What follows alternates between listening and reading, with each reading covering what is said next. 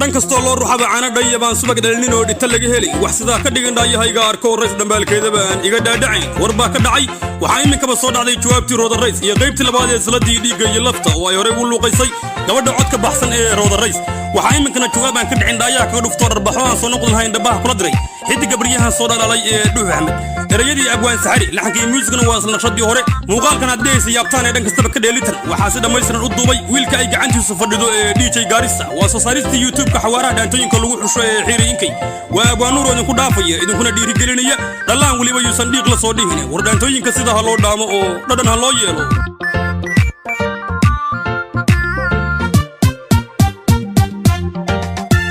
tandhiiloonaysa cishqi u dhaansaday tudido dhawaaqaagi waan dhibsaday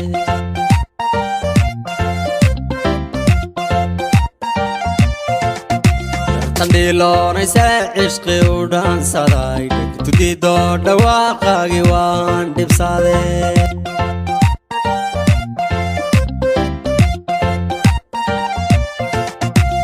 kiyo sidoo xeer ku dhigay xadkii wad dhaaftay dhaabu fiirsan ku yiri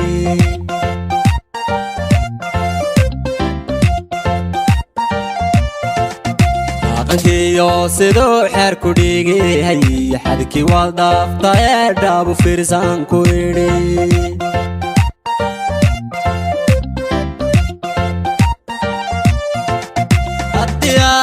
dheef dhunta maari kareen wax ku dhaalaan rogiya duuma kugu dhacda dhiigga kaa jaqda ee dhakhtarada u sheeg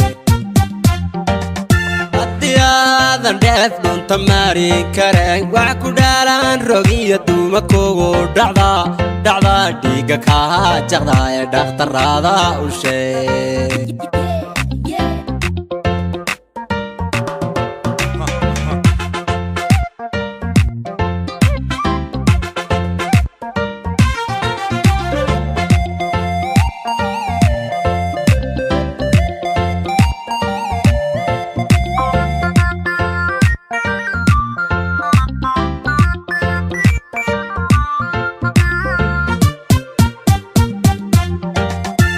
kastoo ruuxada caana dheeya baan subag dhalinin oon dhita laga helay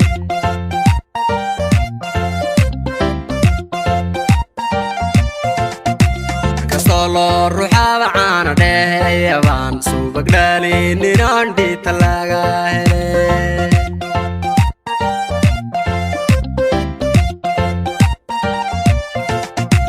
sidaa ka dhigan dhaayahayga arko rays dhambaalkay sidaan iga dhaadhacay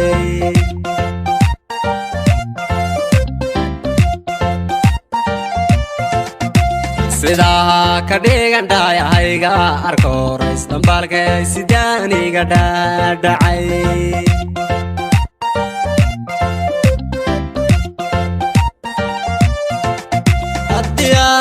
dheef dhunta maari kareen wax ku dhaalaan rogiya duuma kugu dhacda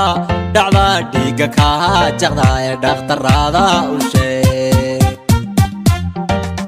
haddii aadan dheef dhunta maari kareen wax ku dhaalaan rogiya duuma kugu dhacda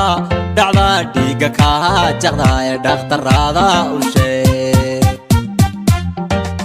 haddii aadan dheef dhunta maari kareen wax ku dhaalaan rogiya duuma kugu dhacda dhiigga kaa jaqda ee dhakhtarada u sheeg